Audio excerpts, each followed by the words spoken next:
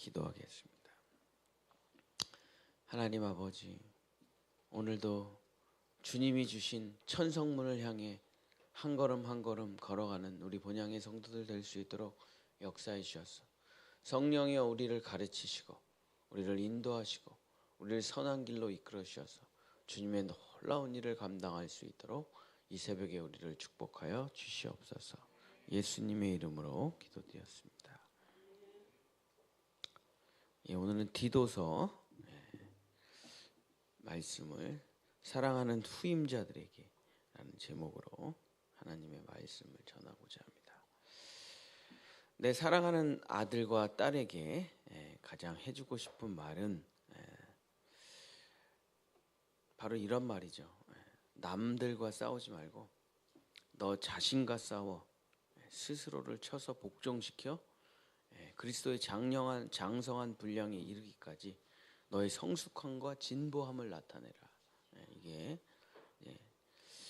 저도 우리 첫째 아들이 목회자가 되기를 바라는데 꼭 해주고 싶은 한마디가 있다라면 뭐냐? 휘둘리지 말고 네 갈 길을 가라. 그 얘기가 제가 제일 해주고 싶어요. 남들한테 휘둘리지 말고 네 갈 길을 가. 그냥 열심히. 이게 제일 해주고 싶은 말인데 비슷하죠 뭐. 바울이 자기 교회를 이제 디모데에게 맡기고 했던 이야기입니다.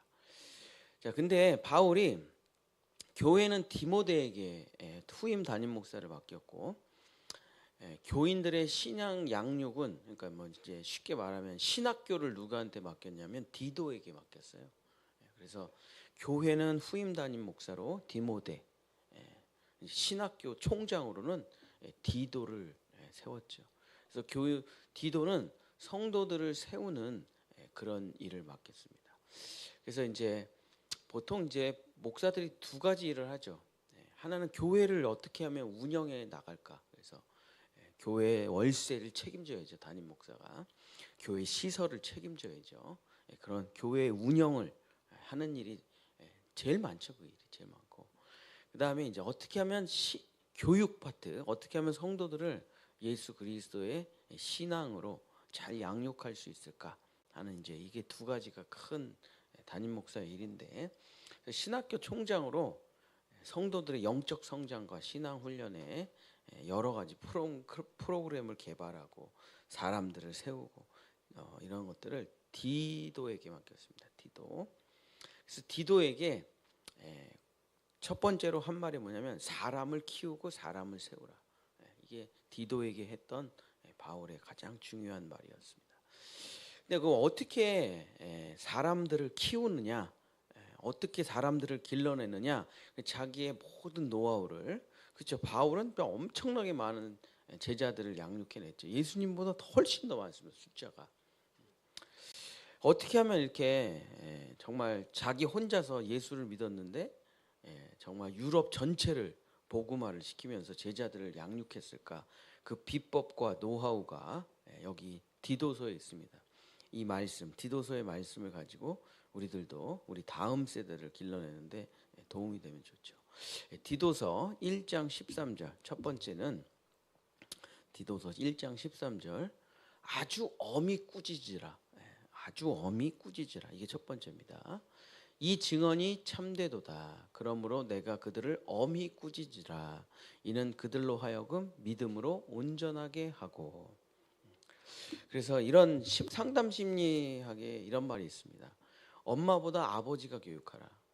아버지가 교육에 참여한 아이들이 굉장히 잘 됩니다. 그게 이제 통계학적으로 나오는데 이제 미국의 아이들이 굉장히 전 세계를 리더하는 리더들이 많이 나오죠. 미국 애들이. 왜냐하면 아버지가 모든 것에 다 참여해요.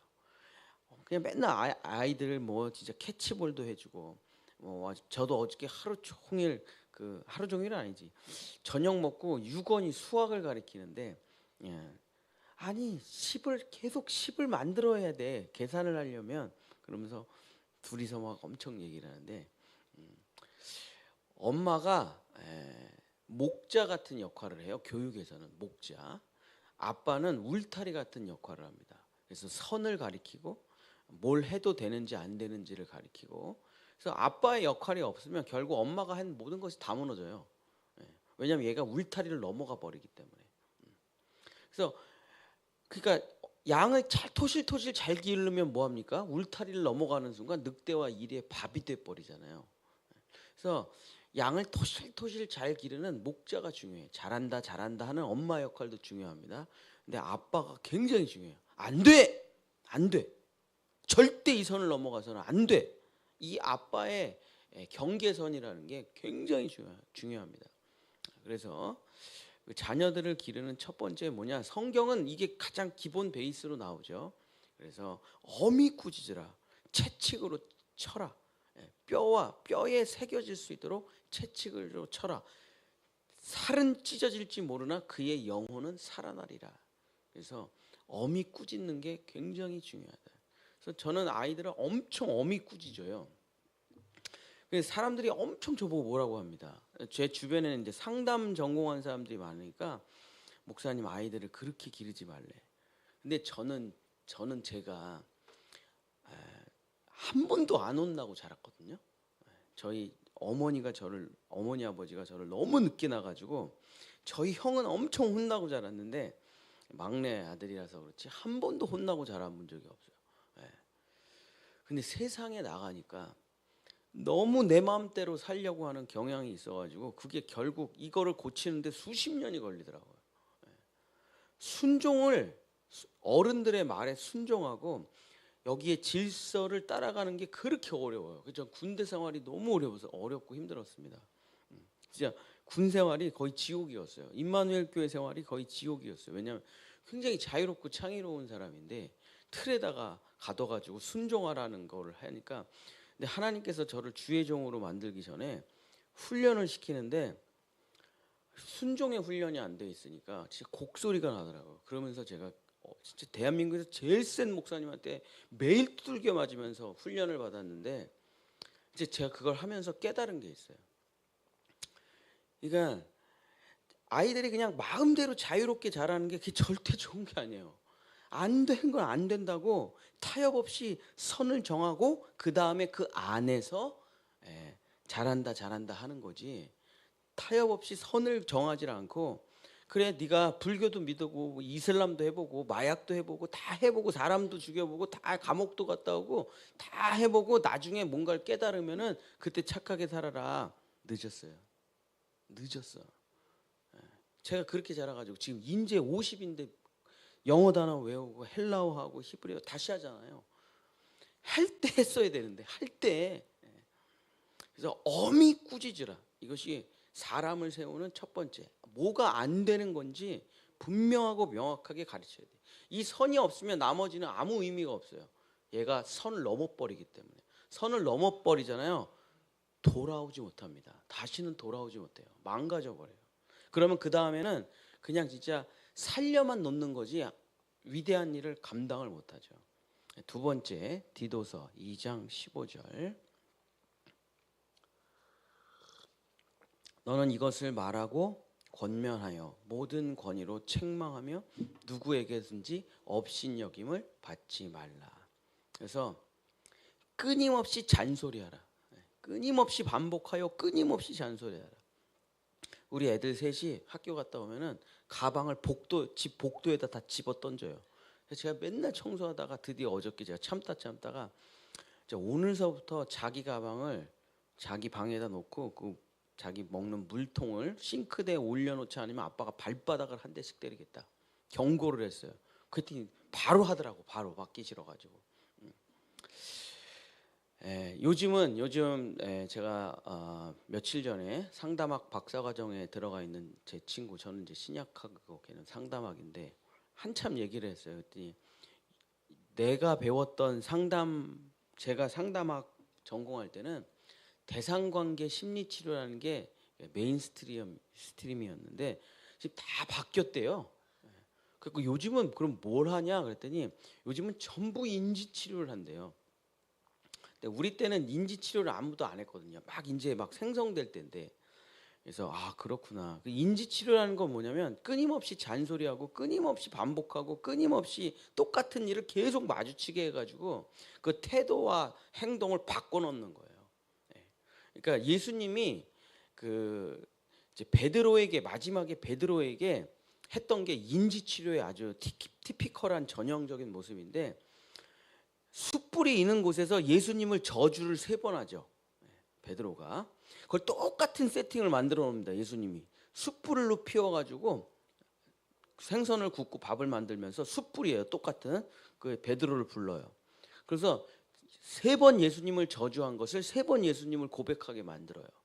그러니까 베드로가 완전히 그 숯불만 보면 내 인생은 망했어. 내 인생은 끝장났어. 난 배신자야라는 자기의 정체성과 자기의 못난 모습이 숯불과 똑같은 세팅을 하시고 나는 너를 사랑해. 난 널 용서했어. 넌 교회 반석이 되라. 내 양을 치라 하면서 모든 것을 새롭게 반복해서 고쳐놓죠. 똑같은 상황을 만들어 놓고 그게 인지치료예요. 상담 심리학적으로 말하면은. 근데 이게 이제 상담 심리학의 대세고 지금 이제 심리치료의 메인스트림이 됐다는 거예요. 왜냐하면 마음 아무리 그래 괜찮아. 그래 너 그랬구나. 너 저랬구나. 안 고쳐진다니까요. 애가 고쳐지질 않아요. 상처가 약간 치유되고 마음에 어떤 카타르시스는 조금 해결될 수 있는데 똑같은 짓을 똑같이 하니까 또 똑같은 결과가 나와가지고 또 상처받았어. 난 아무것도 할 수 없어. 이런 자리에 또 돌아온단 말이에요. 애가. 그러니까 그 행동을 고치고 상황을 고치고 습관을 고쳐내지 않으면은 늘 같은 열매가 맺히니까.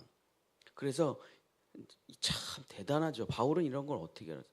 끊임없이 말하고, 그러니까 권면하라는 게 뭐예요? 잔소리하라는 거예요. 이렇게 해봐. 학교 갔다 들어와서 가방 아무 때나 집어넣지 말고 네 자리, 가방 원래 자리에 갖다 놓고 잠바 걸어놓고 물통 꺼내서 싱크대에 올려놔. 계속 얘기하는 거예요. 계속. 그러면 얘가 그걸 어쩌죠 싫어 어쩌죠 하다가 그걸 해내게 되고 집이 깨끗해지고 자기의 습관이 좋아지고 책상 정리가 되기 시작하고 공부가 되기 시작하는 거죠. 정리가 되니까. 그래서 사도 바울이 사람을 기르는 2번째로 끊임없이 말하고 권면하라. 3번째 마지막으로 디도서 3장 10절 이단에 속한 사람을 한두 번 훈계한 후에 멀리하라. 그래서 악한 사람이나 악한 것을 그냥 멀리하라. 뭐 가서 뭐 설득하려고 하지 말고 뭐 예를 들어서 신천지 한번 가가지고 그 사람들을 설득할까? 뭐 이런 사람이 있죠. 하나님의 교회 몰래 들어가가지고 그 사람들을 어떻게 다 전도해 낼까? 뭐 그럴 수도 있겠죠. 근데 하나님의 교회나 신천지를 들어가서 그걸 교육해가지고 그 사람들 하나둘씩 빼내는 사람이 있습니까? 없습니까? 없죠. 없어. 자기가 들어가는 순간 신천지 교인 되는 거예요. 자기가 들어가는 순간 하나님의 교회 성도 되는 거죠. 제가 감신대 들어가가지고 불교학 교수님한테 너무 히브리 대학 아니 그 힌두 대학을 나오셔가지고 너무 석학이신 거예요. 제가 그분을 너무 좋아했더니 제가 논문을 불교를 썼잖아요. 그래서 석사 논문을 아니 학사 논문을. 그러니까 이 사람이 좋고 따뜻하고 그러니까 금방 젖어 들어가고 배우고 물 들어가요. 왜냐면 좀 불교인들이 이렇게 겉보기에 좀 좋잖아요. 욕심도 없어 보이고 결혼도 안 하고 수염을 이렇게 기르시고 완전 도사야 도사. 말도 되게 멋있게 하고 참 똑똑하셨어요. 못 나옵니다. 가서 못 빠져나와요. 그러니까 딱 끊어버리고 멀리하라. 그래서 쓸데없는 악에 자기를 노출시키고 쓸데없는 사람들과 만나고 하면 계속 사람은 무조건 영향받아요. 무조건 영향받습니다. 그러니까 악한 것을 그냥 멀리하고 끊어내라. 나 너랑 너 안 놀 거야. 나 공부할 거야. 한두 번 했는데 얘가 계속 악한 짓을 하러 가재. 끊어내고 멀리하라. 사랑하는 본향의 성도 여러분, 말씀을 마치겠습니다. 진짜 우리에게 가장 중요한 것은 정말 나의 상속자, 나의 자녀들, 우리 다음 세대들을 이제 어떻게 길러낼 것인가. 그것이 가장 우리에게 중요한 과제죠. 어떻게 해야 될 것인가. 근데 내 이미지가 망가지면 살아요. 내 이미지가 망가져야 살아요. 선생님은 자기가 되게 멋진 선생님이어야지라면 망가져요. 안 돼. 담임 목사가 되게 멋있는 목사가 되잖아요. 그럼 사람들 다 예수 안 믿고요. 담임 목사만 믿어요. 그럼 교회는 망한 거죠.